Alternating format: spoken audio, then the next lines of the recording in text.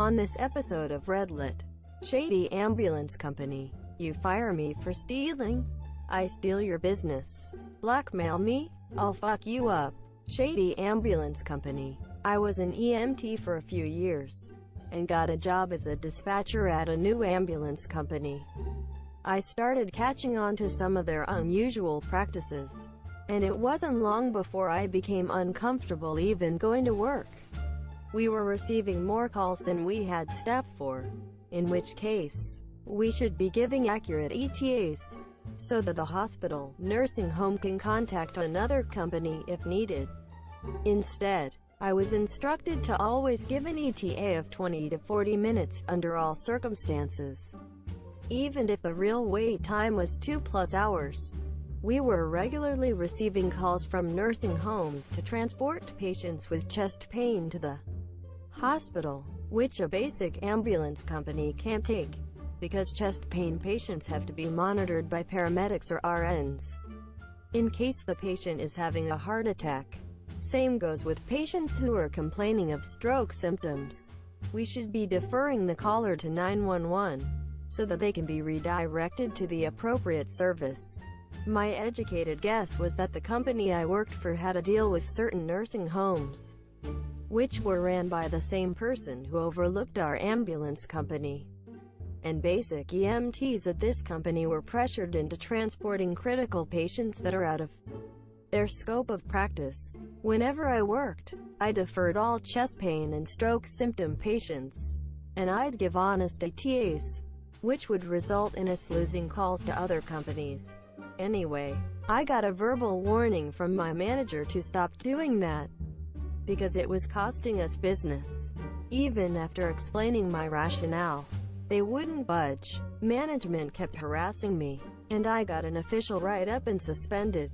The write-up states I was instructed to always give a 20 to 40 minutes ETA, and did not comply. After numerous illegal and unethical incidents, I broke after hearing about a stroke patient that was secretly transported, and the patient ended up at a hospital 3 hours later, which is outside the window for which they can receive the first line of treatment. After non-stop conflict with upper management, I could tell I was on the verge of being fired, so I went to work and logged all the dates and times of known illegal transports. I also had a copy of my write-up, which ironically gave me ammo, because I have on paper that I was instructed to lie. So I quit, and went to county government regulating agency.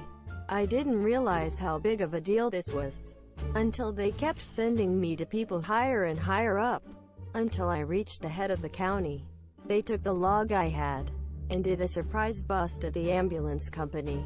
They knew exactly what dates and times to look for, and audited everything. Long story short, the ambulance company ended up closing down.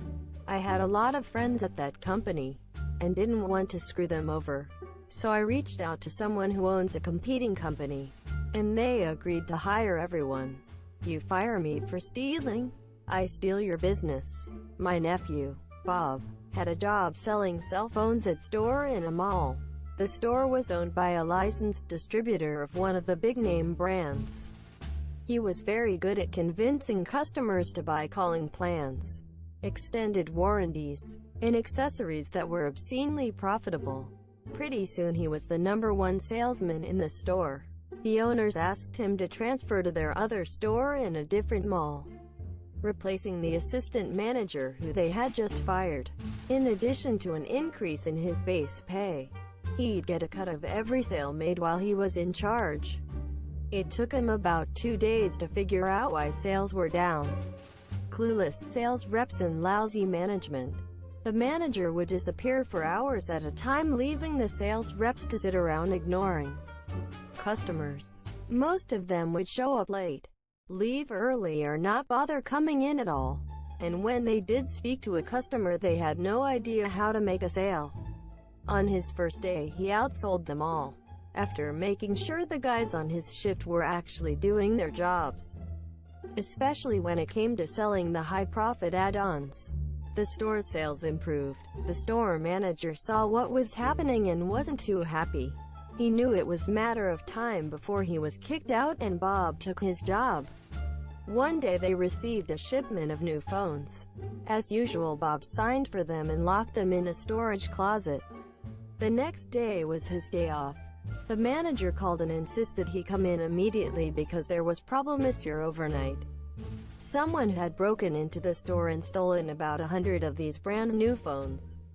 The mall security camera showed two people driving up to the back door, opening it with a key, shutting of the alarm and walking out with the phones. The police were called. He was grilled by the police for a couple of hours, but they had no evidence against him and he had an alibi. But the manager convinced the owners that Bob was probably involved since he had signed for the phones, had keys to the door and storage closet, and knew the alarm code. Bob argued that they hadn't changed the locks or code after they fired the previous assistant manager and anyone could know about the shipment.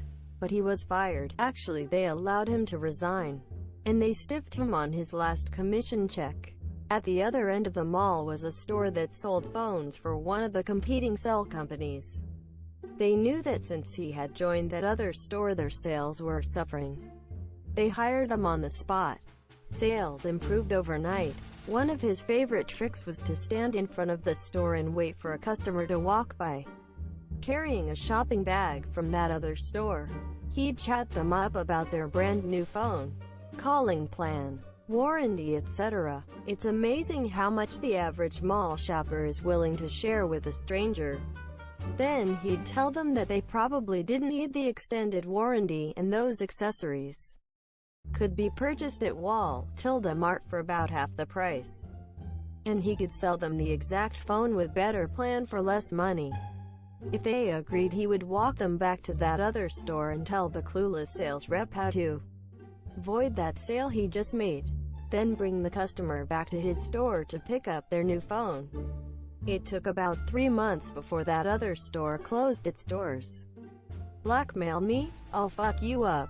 This actually isn't my story but my aunt's.